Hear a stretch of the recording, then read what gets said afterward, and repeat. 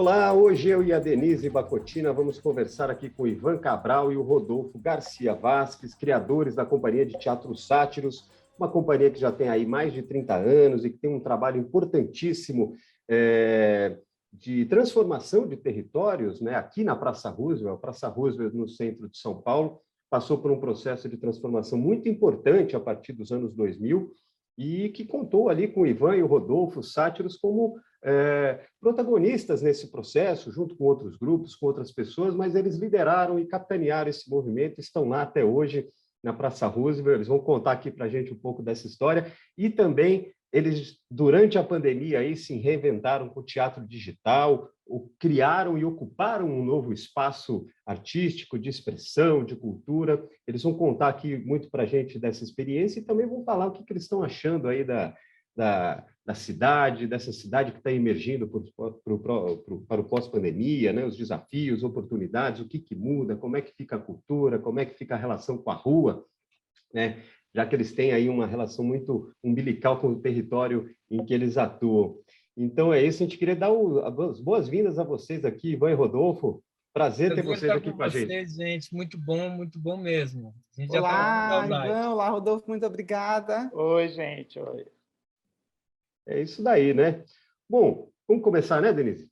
Uhum. Bom, para começar, eu gostaria que vocês contassem, não sei se o Ivan ou o Rodolfo, fique à vontade aí para decidir. Conta para a gente um pouco como é que foi aí o processo Praça Roosevelt. Como é que vocês chegaram à Praça Roosevelt, como é que era naquele momento e o que aconteceu depois? É engraçado porque eu e o Rodolfo estávamos falando sobre isso esses dias.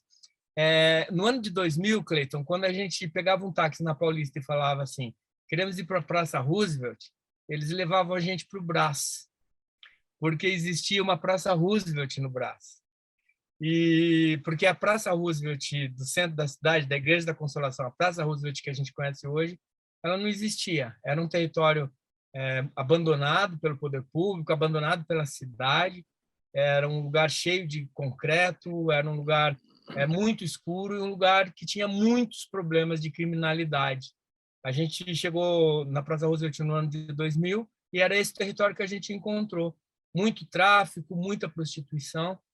E é interessante porque a gente chegou na Praça Roosevelt estrategicamente.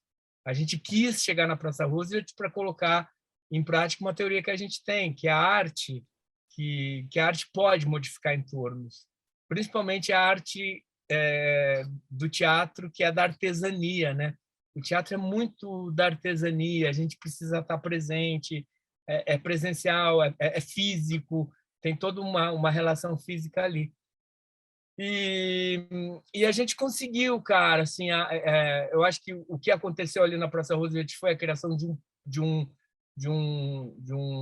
movimento artístico que daí foi além dos sátiros, foi além do teatro, né? Porque daí pegou o pessoal da literatura, do cinema, das artes visuais, da música, sobretudo, dos skatistas que estavam na praça antes da nossa chegada. Isso é muito importante dizer. Eles foram muito importantes nessa transformação, né?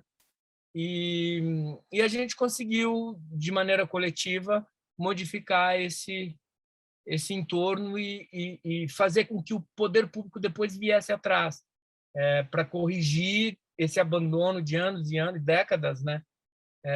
E daí a nova Praça Roosevelt, ela surge, eu acho que em 2013, Rodolfo? 12, né? 12. Do jeito que a gente conhece hoje, mas é muito importante lembrar que a Praça Roosevelt, até poucos anos atrás, era um lugar que a geografia não reconhecia, né? Que era um lugar muito abandonado por todo mundo.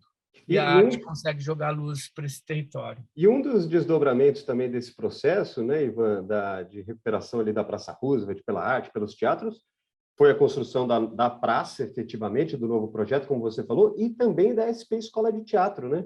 A gente está bem na origem disso tudo, desses dois projetos, né? Assim, a gente conversou muito sobre a reforma da praça, a gente, inclusive, precisou dialogar com a política. Foi quando a gente foi conhecer o prefeito da cidade, o governador do estado.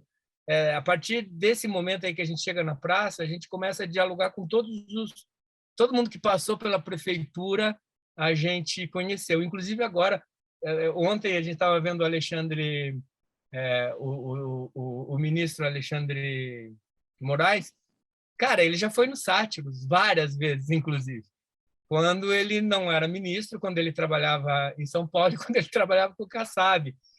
E assistiu várias peças nossas, a gente jantou juntos, enfim. É engraçado quando o teatro também consegue romper tudo isso e fazer com que o poder público converse com seus cidadãos, né? Eu acho isso muito fundamental, Cleiton. E a gente viu surgir a SP Escola de Teatro muito dentro desse processo de conversar com o outro, de praticar alteridade, que eu acho muito importante, né? Você ter outros olhos além dos seus para poder pensar o que é legal para a cidade, o que é legal para a vida do outro. E esse foi um processo construído muito assim, sabe? Onde a gente foi conversar com todo mundo que estava ali na praça, os moradores da praça, as pessoas que trabalhavam ali, os artistas meio que foram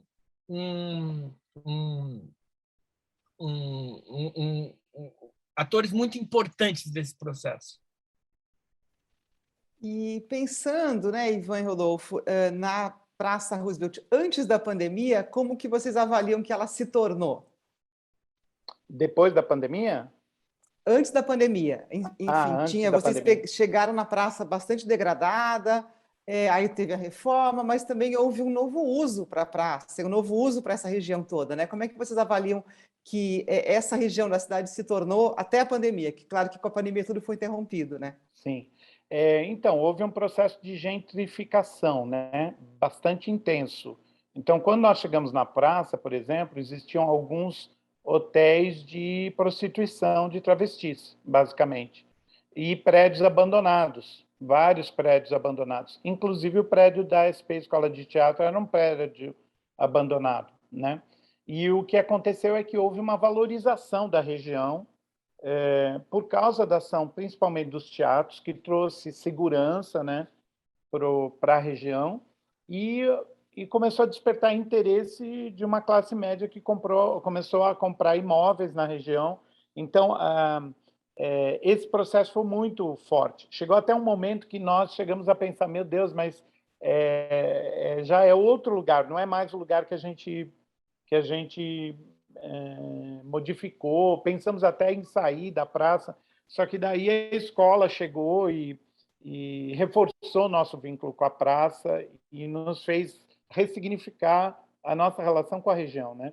Mas se você observar, por exemplo, os moradores ali da Praça Roosevelt, eles têm um perfil muito diferente de moradores que estão, sei lá, na Rego Freitas ou na Bento Freitas. É outro perfil de morador e de frequentador, né? Das pessoas que usam o espaço. Eu acho que isso está muito ligado à questão de como o teatro ele foi modificando o espaço simbólico também da praça. E como as pessoas foram simbolicamente colocando a Praça Roosevelt num lugar que não era o lugar tradicional daquela região, né? Mas que, ao mesmo tempo, resgata o lugar anterior dela, né? Que já era de cultura, né? Sei lá, nos anos 50, 60, né?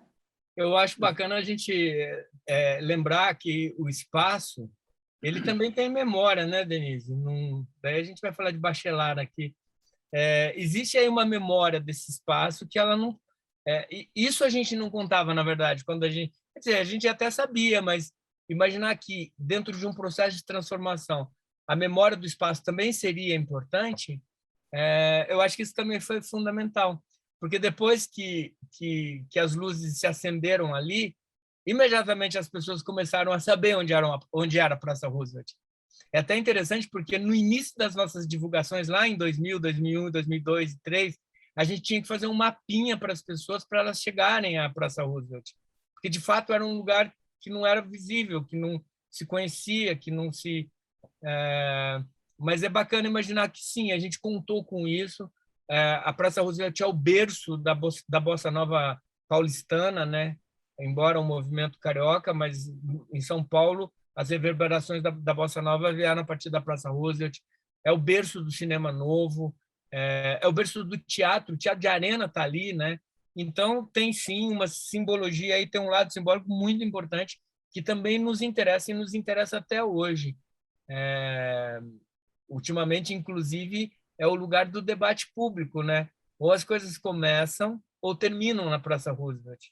E isso nos enche de muito orgulho, porque é um espaço ressignificado, que a partir de agora ele vale muito para a cidade, e para a gente também poder pensar a partir dele as relações de cidadania e do que a gente quer para as nossas vidas, né? E Ivan, você... Opa, só queria acrescentar uma coisinha nisso, que é o que está acontecendo com o Cine Biju, por exemplo, né? A partir do momento que a gente começou a administrar o Cine Biju, também começou a ficar visível essa memória do Cine Biju, e como isso impacta, né? Então, a gente está organizando um festival, que vai ser o primeiro Satiricine Biju, que é um festival que a gente está trazendo filmes inéditos brasileiros de cinema independente. Vai ter premiação, tem um super júri, uma estrutura, e todos os artistas com quem a gente conversa, eles falam: meu Deus, o Cine Biju está voltando. E aí é muito louco isso, você vê a memória daquele espaço, que é recuperada. Pensar, Rô, que o Cine Biju, embora a gente esteja com ele já há 2 anos, né? Ele ainda não foi inaugurado. Isso que é lindo também dessa história, porque é um espaço que a gente entende ainda como espaço de resistência, entende? Embora ele não esteja aberto ao público, mas simbolicamente ele representa muito para a resistência da cultura. Eu acho isso muito e eu acho que tem uma coisa importante nessa história, que é assim, nós, quando a gente ficou sabendo que o Cine Biju estava vazio, né, que poderia ser alugado, a gente falou: meu Deus, esse espaço tem que ser mantido, ele tem que ser recuperado, ele não pode ser abandonado, tal, né? E a gente ofereceu para as secretarias do município e do estado, secretarias de cultura: olha, tem esse espaço, é importante preservar o Biju e tudo. E os órgãos públicos não se sensibilizaram, sabe? Não entenderam a importância daquilo. Então, nós acabamos alugando o espaço, nós estamos há 2 anos pagando aluguel por um espaço fechado, porque a gente sabe da importância social e cultural desse espaço para as futuras gerações, inclusive, porque o cinema brasileiro não tem onde se expressar atualmente. Então, ter um espaço que diga: putz, olha, o cinema brasileiro independente vai ter uma sala em que ele pode respirar e alcançar o público, é uma coisa muito importante para nós. E eu acho que é muito louco a gente ocupar um espaço que deveria ser um espaço da esfera pública, né? Rodolfo, e conta então quando vai ser esse evento aí de abertura? Eu acho que é dia 24. Agora em setembro. Eu não sei, mas vai ser em setembro, a partir do dia 20 e tais. Vai ser 10 dias. Só que ele ainda vai ser digital. A gente não tem condições ainda de fazer em modo físico, né? No cinema. É isso. Mas já está definida a plataforma, essas coisas? Ou ainda... Já. Olha, que legal. Isso é muito interessante. Eu ia perguntar exatamente isso sobre essa programação, e o Rodolfo já tinha começado a falar. E é isso também, é a memória, né? Porque o Cine Biju, ele foi fundamental aqui, era um lugar do cinema de arte em São Paulo nos anos de chumbo, em grande parte. Exatamente. E eu não me lembro agora se foi o Rodolfo ou o Ivan que falou, que é como uma resistência, tá? E esses 2 anos. Fazer cultura hoje, fazer um Cine Biju, fazer teatro, é um ato de resistência para vocês? Só é resistência, porque é engraçado que a gente também estava refletindo internamente sobre esse processo, né? O Sátiros, a gente tem muitos momentos assim da nossa trajetória, né? Os anos heróicos, que foi quando a gente esteve na Europa, e que, muito louco, assim, a gente era muito jovenzinhos e, a gente chegou no Festival de Avignon, por exemplo, que é um dos maiores festivais do mundo, e foi dormir em camping, sabe? Tipo, essa energia, ou essa vitalidade, ou essa crença, é muito bonito imaginar que a gente passou por isso e que a gente viveu isso, né? Mas a gente sempre teve consciência de que era um processo de muita resistência, porque o tempo inteiro tudo disse não. E o que aconteceu agora na pandemia Quando a gente entrou em quarentena lá em março, e que tudo parecia muito cruel, assim, tipo, o mundo tinha acabado, né, para a gente se reinventa, né?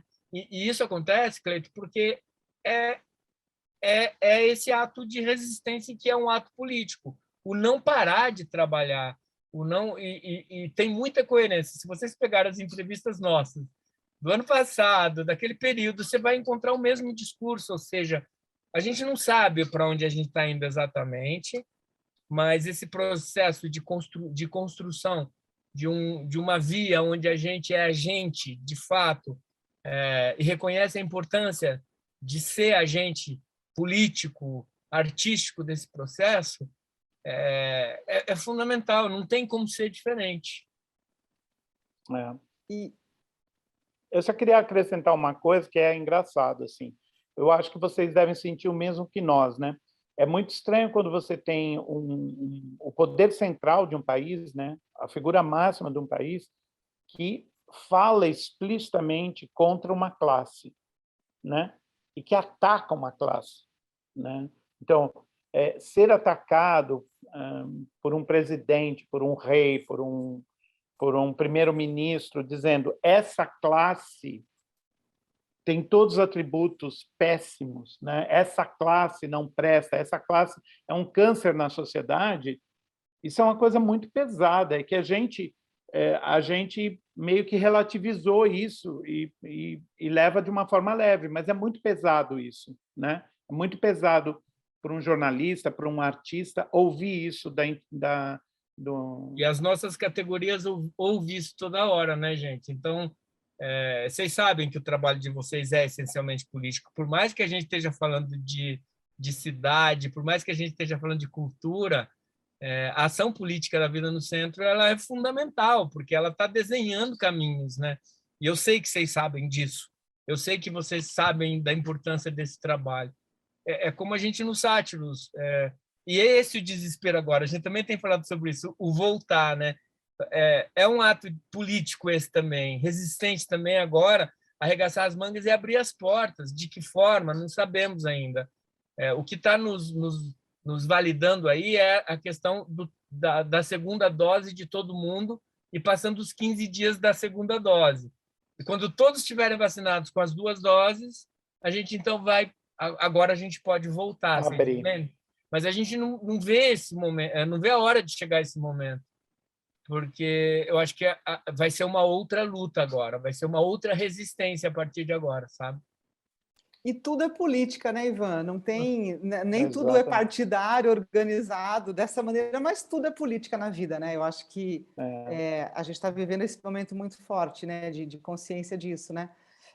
Agora, enfim, a segunda dose da vacina, tal, e vocês acham que daí dá para voltar ao presencial? Enfim, nada vai ser como antes, né? Mas como? Vocês conseguem imaginar como vai ser? A gente está... Então, naquele raciocínio que eu falava de fase dos sátiros, a gente reconheceu na pandemia uma outra fase. A gente descobriu o teatro digital, que a gente poderia trabalhar o teatro digital. Meu Deus, a gente foi para todos os cantos do planeta, dialogando com todo mundo, com artistas improváveis, e isso foi sensacional. Para a gente, Denise, no Sátiros é um pouquinho mais complicado, porque nós somos muito pequeninos, né? O nosso espaço cabe... a gente sempre viveu aglomerado ali, vocês são prova disso. Todo mundo assiste um grudado no outro, o jeito da gente receber o público é improvisado, e essa característica ela foi sempre pensada, era assim que a gente queria. Era como chamar as pessoas para ir na casa da gente e falar, sempre cabe mais um, vem aqui para o churrasco de domingo, sabe? E assim um pouco que a gente encarou. Então, a gente tem consciência que, para nós, vai ser um pouco mais complicado. Essa volta, a gente entender como que a gente vai cumprir todas essas questões dos protocolos, como que a gente... Mas a gente não vê a hora, a gente quer muito. Por outro lado, a gente descobriu o teatro digital, a gente também não quer parar, porque hoje, por exemplo, a gente estava fazendo uma oficina e tinha gente do Acre, tinha gente do Rio Grande do Norte, tinha gente do Rio Grande do Sul, tinha gente de Minas Gerais, tinha gente do Rio de Janeiro, de São Paulo, e isso a gente descobriu agora com a internet nesse modelo que a gente está agora conectado, né, em conexão. Eu não quero perder isso, acho que o Rodolfo também não. Isso é muito importante, porque a gente tem esses públicos de todos esses lugares. Eu acho que conciliar essas duas coisas, trabalhar nesses dois lugares vai ser fundamental, né, Rô? Eu acho que o que é interessante é que eu sou bem otimista, sabe? Eu só acho que a transição vai ser meio estranha, né? Porque a gente vai ter que estar muito sensível, muito atento, né? Quando que a gente pode liberar uma coisa ou outra, mas eu acho que depois da transição a gente vai viver uma experiência louquíssima enquanto humanidade, porque a gente vai descobrir que além do espaço físico existe o espaço digital. E para a gente ocupar, a gente já estava vivendo o espaço digital, mas a gente não tinha consciência do potencial dele. E com a pandemia, a gente descobriu que o espaço digital é gigantesco para ser ocupado, né? E que a gente pode 1000 coisas no espaço digital, né? Então, acho que é meio o caminho que a gente vai explorar no futuro. Vai chegar um momento em que a pandemia ela vai estar, entre aspas, sob controle, né? E isso vai acontecer, inevitável, porque, por exemplo, a gripe espanhola gerou a gripe comum que nós conhecemos hoje. E a gente convive com a gripe comum, e a gripe comum continua matando pessoas, mas a gente não para de ter vida social por causa da gripe comum. E eu acredito que vai acontecer isso com a Covid, que a Covid também vai entrar nesse lugar de assimilação dentro das nossas vidas, né? E daí, quando ela for assimilada, ela vai ter trazido um olhar novo para o mundo, sabe? Para o potencial das nossas relações, tanto artísticas quanto pessoais, profissionais. E vai ser um outro mundo que a gente vai viver, né? E no caso da arte, tem a questão da acessibilidade aí, né? Vocês alcançaram públicos inimagináveis, né? Eu acho que esse também é uma conquista aí para a área cultural, né? Eu acho esse aspecto fundamental, Cleiton, porque então esse lado a gente não tinha, esse lado a gente não conhecia, a arte não sabia que podia fazer isso, né? Fazer espetáculos digitais, por exemplo, a arte de Encarar o Medo, a gente teve um público de 27 mil pessoas em 100 apresentações. Isso é muito incrível. Isso não dá para tirar a importância de um ato como esse, né? Eu só queria registrar que eu não tenho esse otimismo do Rodolfo, tá? Eu não acho que a Covid vai transformar essa gripe como a gripe que a gente conhece foi, a gripe espanhola, etc. Eu não acho que essa transição vai ser fácil e por isso eu temo mais, por causa dessas variantes, por causa dessas mutações. Eu acho que a gente ainda não está entendendo o que acontecer. Acho que a gente vai viver com máscara ainda durante muito tempo. Eu acho que a gente vai ser assombrado por esse vírus e pelas suas variantes durante muito tempo. E acho que não vai depender da gente exatamente o querer ir e vir, sabe? Por exemplo, agora tem uma viagem que o Rodolfo vai para a Lituânia, mas eu não sei se ele vai viajar, sabe? Está marcado acho que dia 25, sei lá. Dia 20, acho. Dia 20. Enfim, por outro lado, eu poderia ir juntos também. Eu falei, mas eu não sei se eu tenho segurança de fazer isso, eu não sei se essa viagem vai acontecer, porque isso depende de tantas outras coisas que são alheias a gente, né? De qualquer forma, eu acho que é isso, estar atento e com isso também que a gente acabou de falar. Está nas nossas mãos a reconstrução desse tempo, né? A gente vai ter que reconstruir, a gente vai ter que arregaçar as mangas, morrendo de medo, com todos os medos do mundo, a gente vai ter que ocupar essas cidades, essas calçadas, e isso vai acontecer inevitavelmente. De que maneira, eu ainda não sei, mas o que o futuro precisar da gente, e o futuro é amanhã que eu estou falando, pode contar, a gente vai estar preparado para poder ir em frente. E Ivan e Rodolfo, e voltando um pouquinho, né, para 1 ano e meio atrás, então a gente estava lá, a Praça Roosevelt bombando, tudo acontecendo, tudo na rua, muito ativa e tal, aí veio a pandemia e vocês foram para o digital. Quando vocês foram para o digital, vocês foram muito criticados, né, porque teatro digital não é teatro, né, teve críticas e tal, e todo... mas aí, logo em seguida, todo mundo começou a fazer, né? Vocês foram os pioneiros, vocês fizeram, acho que 2 ou 3 meses depois, né, do início da pandemia, e todo mundo começou a fazer. Como é que vocês avaliam esse pioneirismo aí no teatro digital e esse aprendizado? Vocês ganharam prêmios também, agora estão fazendo filme da Arte de Encarar o Medo, e todo mundo foi para isso. Como é que vocês veem esse processo? Eu só quero lembrar o comecinho do teatro digital, né? Que eu acho que foi... na verdade, a gente foi para o digital imediatamente. Tipo, no dia 20 de março, começou a quarentena, né? Fechou tudo, isolamento em São Paulo. E o Ivan, eu acho que o Ivan tem que levar os louros por isso. O Ivan chegou e falou: a gente não pode parar. Eu falei: mas Ivan, como que a gente vai... vamos transmitir o monólogo pelo YouTube. E daí eu e Ivan pegamos o celular, ou não, o laptop, e fomos transmitir pelo YouTube o monólogo do Ivan. Então, assim começou a nossa aventura digital, no dia 24, sei lá. 20 de de março. março. No dia 20. Exatamente. No dia 20 de março, a gente começou já a enfrentar o teatro digital, né? É que dia 27 de março era dia do teatro. E daí, quando a gente entrou, a preocupação nossa era: mas a gente não vai comemorar o dia do teatro? No teatro, era a primeira vez desde que eu comecei a fazer teatro que o dia 27 de março não seria comemorado. E eu fiquei nós ficamos todos muito assim: não pode ser, a gente precisa fazer alguma coisa.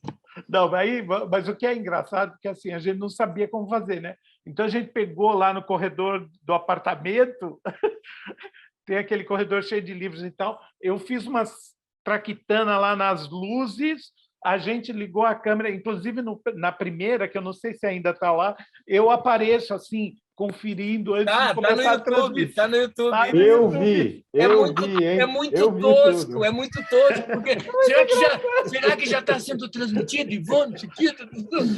É muito tosco. Muito Mas isso engraçado. Que é a beleza do negócio. E no finalzinho estava vocês, eu me lembro muito bem disso.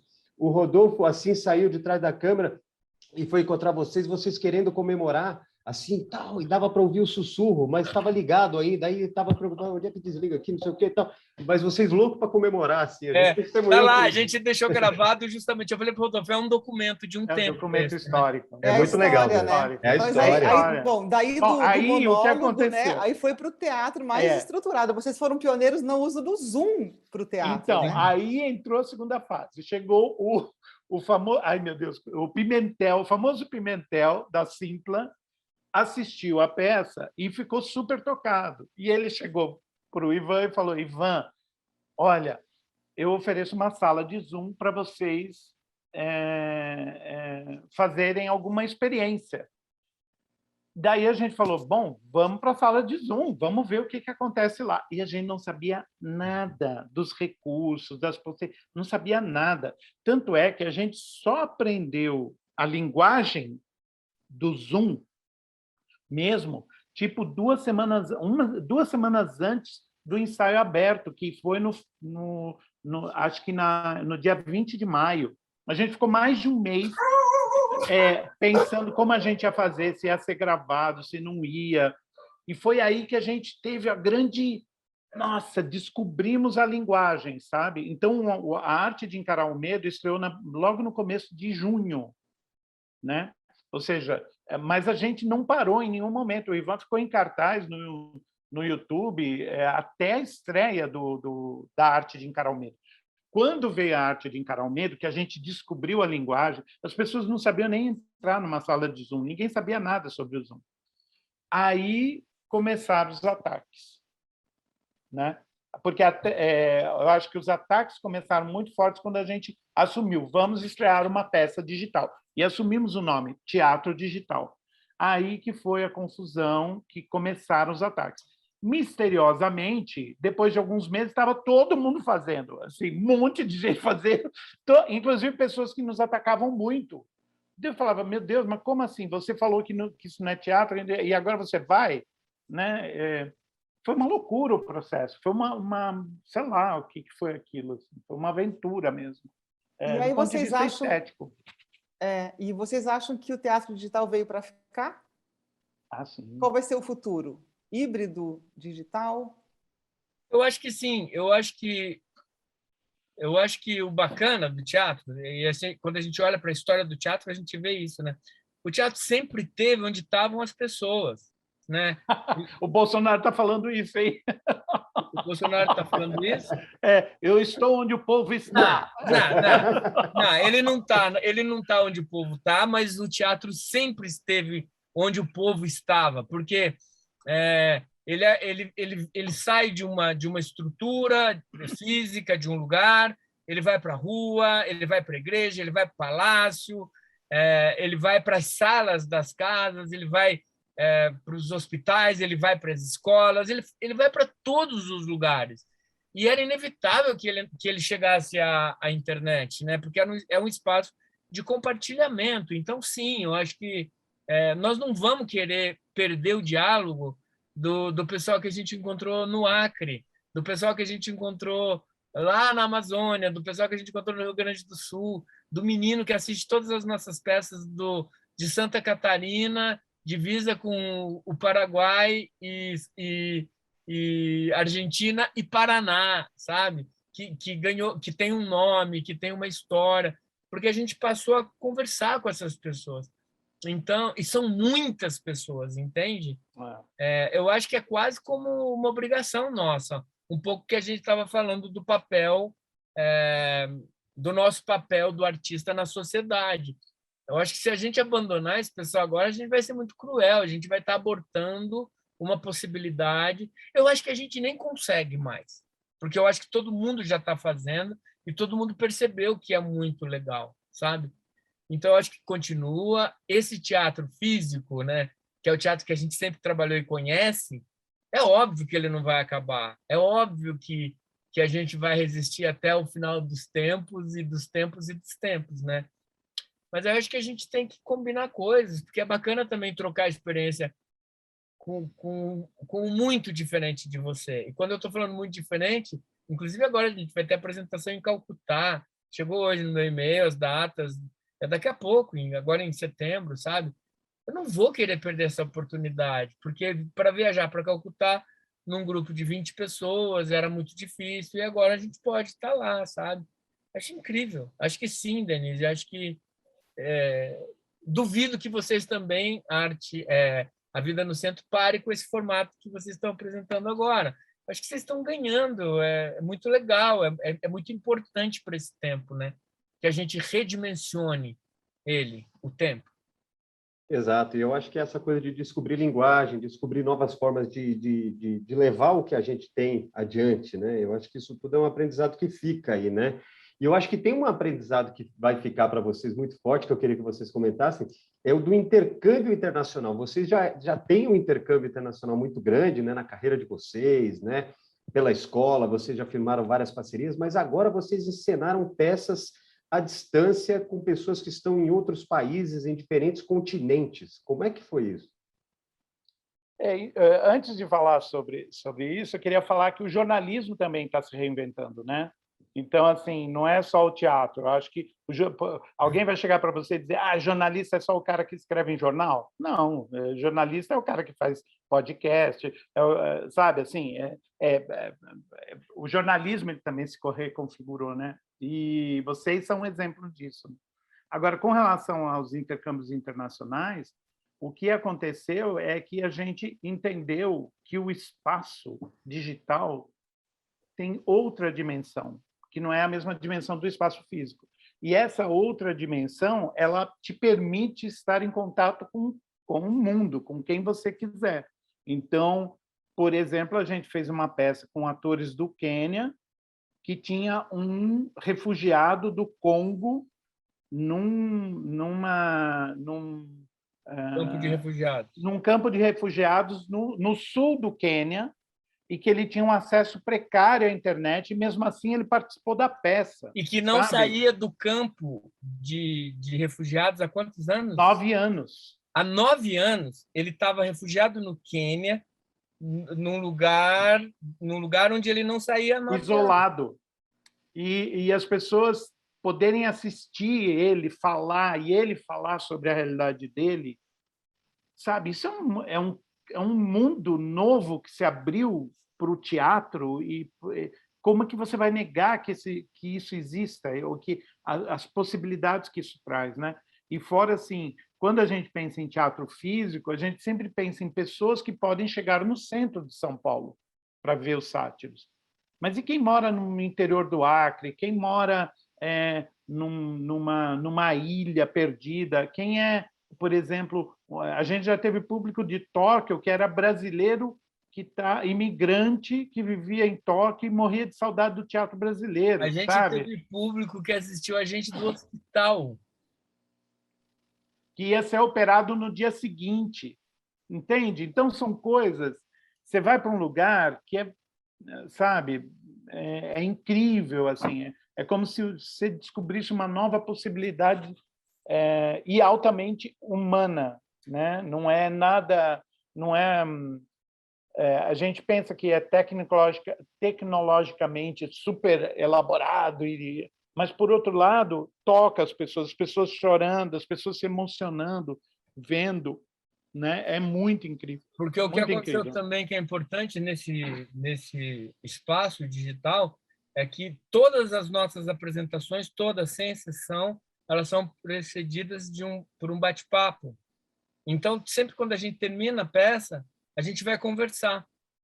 E a humanidade que tem isso, eu raramente vi em outros lugares, porque essa não era uma maneira que a gente utilizava no ambiente físico. Nem dá para fazer isso assim, porque a gente tem trânsito, porque a gente tem que se locomover, porque o público tem que jantar, porque o público, enfim. E em modo digital a gente sempre terminava a peça, vamos bater um papo. E daí é que a gente ficava sabendo o nome dessas pessoas, sabe? O cara que ia ser operado no dia seguinte, e a gente trocar telefone e mandar WhatsApp no dia seguinte, e daí como foi a cirurgia, e ele responder foi legal. Mas a gente está falando de um universo de 27 mil pessoas. É muita gente que conversou com a gente, que falou com a gente, que voltou, que se sentiu acolhido, abraçado, que não se sentiu sozinho. Porque, caras, a gente não pode esquecer o que aconteceu em março, abril, maio, junho de 2020. Hoje a gente está aqui saltitante, mas aquele período era um período onde todos nós estávamos estrangulados. A gente estava sem futuro, a gente estava sem perspectiva, né? Sem nenhuma perspectiva. E sem ter com quem conversar, muitas pessoas também, né? Eu acho que as peças de vocês funcionavam muito assim, no final, né? Sim, sim. Um canal de comunicação que às vezes a pessoa não tinha, porque mora sozinha, não sei o quê, né? Exatamente. A gente tem uma espectadora até hoje, inclusive engraçadíssimo, porque domingo veio a mensagem. Eu não vou falar o nome dela porque é deselegante, né? Mas fulano de tal não veio hoje. Foi domingo agora, o Pessoas Perfeitas, porque ela assiste todas as nossas sessões. Desde Dar de Encarar o Medo lá, sei lá, quando ela começou a assistir, então ela ganhou nome, ela ganhou cara, a gente conversou, e ela assiste a todas as sessões, menos a de domingo passado, que veio no nosso grupo exatamente. Fulano de tal hoje não veio. E daí eu falei, meu Deus, vocês entendem que essa é uma experiência que é muito humana, que é muito humana, é impressionantemente humana, e isso me interessa muito. E a primeira peça, né, que vocês encenaram nesse formato, né, foi Arte de Encarar o Medo. E vocês estão agora fazendo um filme desse texto, né? Como é que é esse filme? E como é que é pensar... Essa é uma peça que, quando eu assisti, foi bem lá no começo, a gente estava ainda com muito medo, e me tocou muito, eu acho que tocou todo mundo que viu, né? E a gente estava muito com medo de, enfim, podia ser como na peça, né? A gente ficar 5.000 dias trancados, o mundo acabar, enfim. A gente estava achando que estava vivendo uma distopia na nossa vida, né? A gente estava acostumado a ler sobre distopia, ver filme, de repente estava acontecendo isso, né? Como é que é fazer o filme agora e como é que é para vocês fazer isso agora que o pior já passou, né? Então, antes do Rodolfo falar, eu só queria acrescentar mais uma coisinha a essa reflexão. A peça também falava de um poder, de alguém de um tirano, de um comandante, ou de alguém que tomava o poder e fazia com que o mundo se transformasse no que a gente via na peça. Isso tudo a gente acabou vendo, né? Por exemplo, com o que está acontecendo hoje na presidência, com o que aconteceu nesse último 7 de setembro, nas declarações desse presidente, a gente está vendo a barbárie. Então, a gente só levou para o palco, e até com alguma premonição, né, o que está acontecendo no mundo hoje, porque isso da gente ficar 5.000 dias isolados, isso pode acontecer a qualquer momento. É só um louco desses amanhecer meio... E isso pode acontecer naturalmente, você entende? Por isso que a gente tem que estar vigilante. Mas, Rodolfo, Então você não acha que o pior já passou, né, Ivan? Não. Eu acho que a gente inaugura um novo olhar para o mundo, um novo tempo, onde a gente precisa ser agente de fato, porque não passou. Não passou, eu acho que a gente chegou a um lugar onde a gente descobriu que a gente não é onipotente, sabe? A gente não é onipotente. Eu acho que, historicamente, é a primeira vez que isso aconteceu. Porque eu acho que nem na gripe espanhola, que morreu muito mais gente, era um outro tempo, mas o homem ele não era onipotente, ele não tinha isso que a gente vê na política hoje, eu acho que não tinha lá atrás, sabe? E eu acho que essa guerra ela está só começando. Então a gente vai ter que estar muito atento, sim, porque vai ser difícil. Que a gente mistura o roteiro do filme, ele mistura as mariposas com a arte de encarar o medo, né? E eu acho que tem 3 eixos aí que são distópicos, né? Que é essa doença do isolamento, né? Que causa o isolamento, o autoritarismo, né? Que toma o controle através de fake news, através de controles digitais, vigilância digital, etc. E o desastre ecológico, né? E, curiosamente, esses 3 eixos que estão presentes no mundo todo, no Brasil, eles assumiram uma importância fundamental, né? Porque toda a questão das fake news no Brasil é um tema muito importante, o controle digital, né? O autoritarismo, a pandemia, porque nós somos um dos protagonistas dessa hecatombe sanitária mundial, nós somos um dos protagonistas, e o desastre ecológico, por causa de tudo que está acontecendo na Amazônia. Então, eu acho que o filme está falando de um futuro em que essas 3 variáveis fiquem fora do controle, sabe? Eu não sei daqui a um ano se a questão ecológica vai estar melhor, né? E eu não sei se daqui a um ano a questão do poder e da legitimidade democrática vai estar melhor, né? A gente está supondo então, que sim. Mas... E eu já respondo para o Rodolfo que não, que essas serão as questões do mundo, essas serão as próximas questões, né?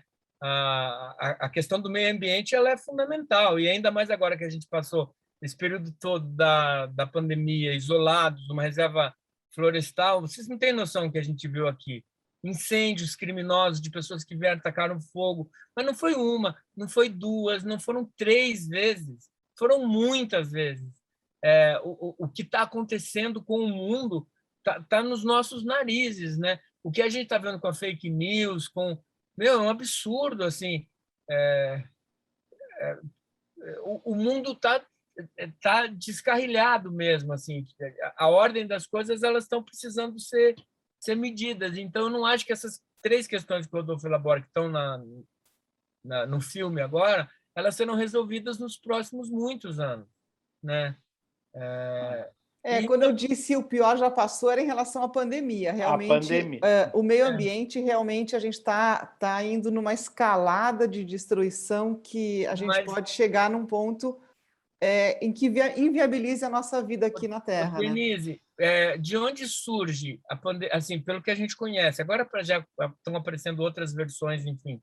Mas de onde surgiu esse vírus da Covid-19?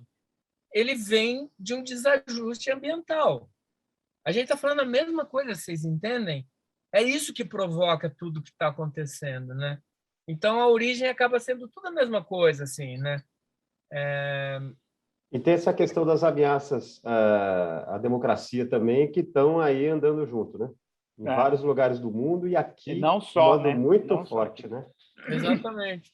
E eu acho que, historicamente, desde que a gente conhece essa estrutura, né, de democracia que a gente tem vivido, pelo menos no século XX e agora, eu acho que nunca chegou num momento tão mesmo nos anos 60 e 70, que a gente tinha aí o mundo comandado por fascistas ou por enfim, a gente não via um mundo tão desajustado como está hoje, né?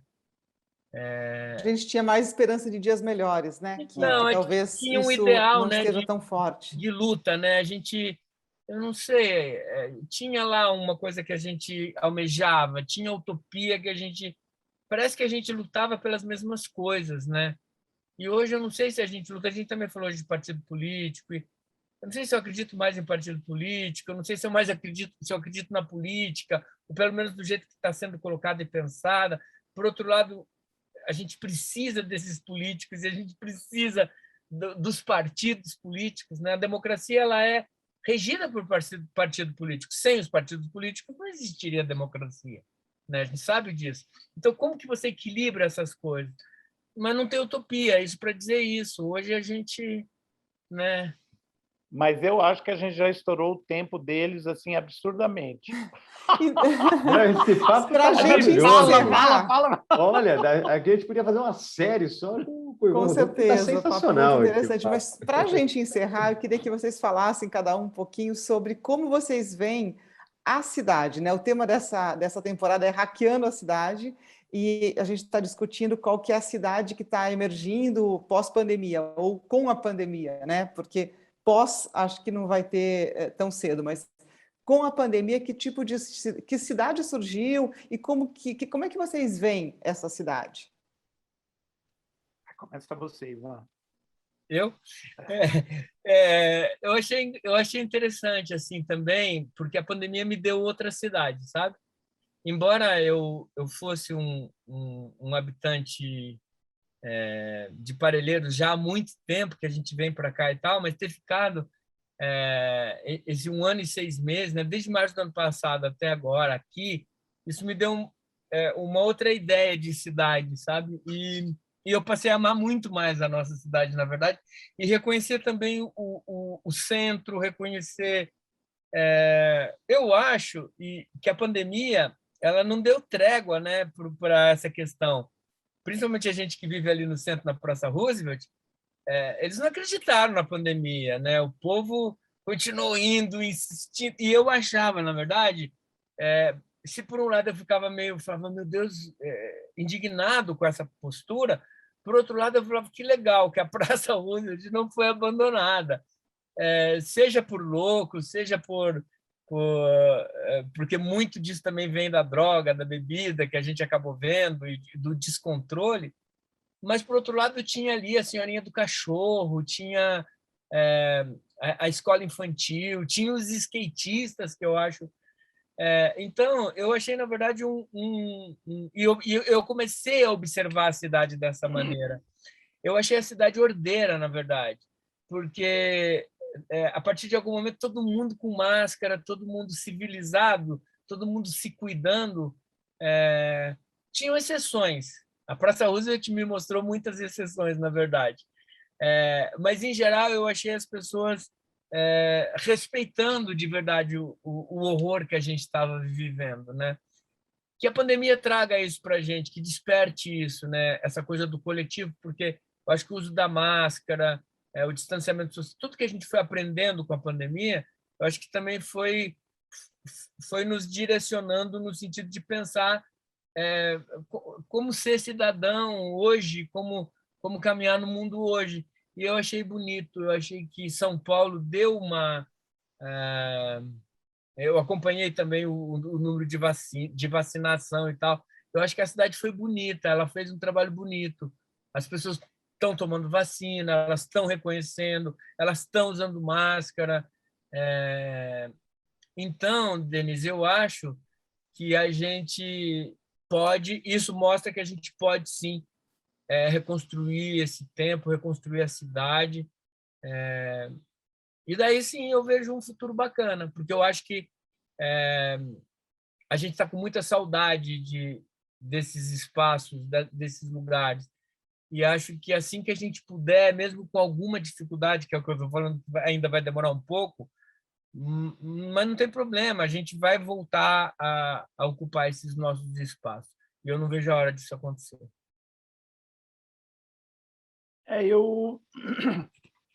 Eu vejo que a cidade ela vai ser pensada de outra forma, as pessoas vão entender a cidade de outra forma, né?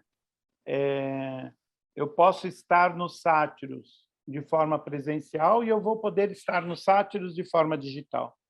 E esse espaço que o Sátiros vai ocupar de forma digital, por mais que seja o espaço digital esteja espalhado pelo mundo inteiro, mas as pessoas sabem que o Sátiros é de São Paulo, é da Praça Roosevelt.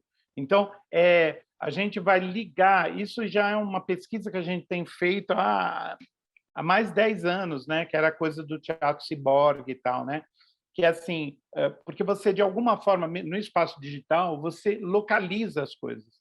Então, o que vai acontecer é que você vai localizar os espaços de convívio e tudo, mas sempre trazendo junto a cidade. Então, a cidade ela vai se expandir, ela vai ter uma dimensão física, territorial, geográfica, e ela vai ter uma dimensão digital, que é um outro território, é uma outra geografia, sabe? E o cruzamento dessas duas dimensões vão reconfigurar o que a gente entende por cidade. Então, eu vou no meu trabalho 3 dias por semana, que fica ali na Avenida Paulista, mas 2 dias por semana, a Avenida Paulista ela vai estar digitalmente presente na minha casa, eu que moro em sei lá, Atibaia, entendeu? Então, a cidade vai ocupar outros espaços também. Eu não sei exatamente como vai ser essa configuração, mas isso vai acontecer. Eu acho bacana isso, porque todas as vezes que a gente entrou em cena em teatro digital, a gente carregou a Praça Roosevelt com a gente, porque era inevitável que as pessoas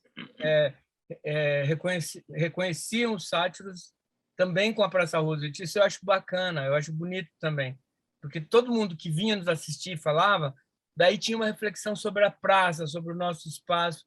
E eu acho isso simbolicamente importante, porque mesmo estando no território digital, os sátiros com raiz na Praça Roosevelt vai disseminar essa ideia para o resto do país, sabe? Eu acho isso muito interessante também. É um novo jeito de pensar a cidade. Ou seja, não é um lugar sem território, é uma intercambialidade de territórios. Exatamente. Aliás, bonito isso, porque também isso a gente não refletiu ainda, Denise. Eu acho que merece uma belíssima reflexão, porque a gente não chega no mundo digital do nada. A gente vem de um endereço, a gente vem de uma geografia, né? Eu acho isso muito importante. E a geografia molda a gente, né? Claro. Isso, o mundo está aí para mostrar isso, né? Exatamente. Maravilha, muito obrigada por essa conversa. Obrigado vocês, gente. E muito sucesso aí na reabertura do Biju e em todos os projetos aí. E que a gente se encontre logo. Exato. E a gente, além da gente estar com muita saudade do encontro físico, né? E lembra, Ivan, que em março, no comecinho da pandemia, a gente fez uma live junto, lembra? Eu me lembro que foi a última coisa que eu fiz presencialmente. Que foi, acho que no dia 19 ou no dia 20. Foi na sexta-feira e aí na segunda começou a quarentena. Foi o último dia que eu trabalhei lá. Eu me lembro que a gente já estava com medo, eu me lembro de vocês falando Não, a gente vai fazer com distanciamento, a gente já tinha máscara. Me lembro, nossa, perfeitamente. E foi lindo, e foi... E depois disso, nós ficamos meses sem sair de casa, vocês também, né? Você ficou meses em Parelheiros, enfim. E agora estamos aí na expectativa do Biju, queremos acompanhar, e os outros projetos também, o filme. A gente só, enfim, vocês são um exemplo e uma inspiração para todo mundo. Foi a gente que tem o prazer de conhecer vocês, acompanhar essa trajetória. Eu tenho o maior orgulho, muito legal. É engraçado que a gente estava respondendo para vocês as coisas de artista, em tempo com o presidente, artista com sociedade, projetos, ter que mudar a origem do que a gente tinha aprendido com arte. E todas as nossas respostas, todas as nossas perguntas recaem sobre vocês, porque vocês estão passando exatamente por tudo isso que a gente está falando na arte. Exato, né? Totalmente. Reinventando, redescobrindo coisas, reformulando, implantando. Vocês são pioneiros num monte de coisas. E era engraçado, porque eu falei, cara, tinha que devolver tudo isso e fazer uma entrevista com eles. Porque, com vocês! Porque vocês estão na mesma vibe, né? Indo pelos mesmos lugares, que é o inseguro, é o incerto, é o lugar que a gente não reinventando seus ofícios, né? Não vai ter dinheiro, não vai ter dinheiro, mas foda-se. Mas a gente faz mesmo assim. A gente faz mesmo assim. Tem paixão no fazer, incrível. Muito legal, muito legal. A gente tem que se reinventar nessas horas. E eu acho que refletir junto, né? Quando vocês respondem, eu sinto que vocês também estão elaborando muitas coisas juntos. Sim. E a gente também, quando fala, ouve vocês, a gente relabora uma série de questões nossas também. Eu acho que pintou aí uma reflexão incrível, Denise, dessa última pergunta, dessa última coisinha aí. Eu nunca tinha pensado sobre isso. Que a gente Mas eu também leva não tinha pensado nisso. A gente vem de algum lugar, e é óbvio que porque no começo da entrevista eu fiquei pensando nisso. Eu falei, cara, a gente abandonou, aspas, né? Todo mundo abandonou, mas a gente teve que sair do lugar onde a gente estava ali. Mas não, a gente... O lugar está dentro de você, né? O lugar está dentro de vocês. Mas é interessante, eu também não tinha pensado nisso, porque a gente tende a pensar que isso dá uma despersonalização, né? Sim. O territorialização. Mas não, né? Quer dizer, pelo menos não para quem tem uma origem física. Não sei como é que vão ser as próximas gerações, né? Trabalho concreto, né? Não à toa, por exemplo, você vai falar de um músico importante, sei lá, não dá para falar da Edith Piaf sem pensar na França, não dá para pensar em Shakespeare sem pensar no Reino Unido, enfim. São raízes, são coisas então que a gente tem essa raiz, que a gente construa, né? É muito interessante mesmo. Então, muito obrigada. Valeu, gente. Obrigado, gente. E até a próxima. Obrigado mesmo, Ivan Rodolfo. Valeu. Valeu. Beijo. Beijo. Beijo.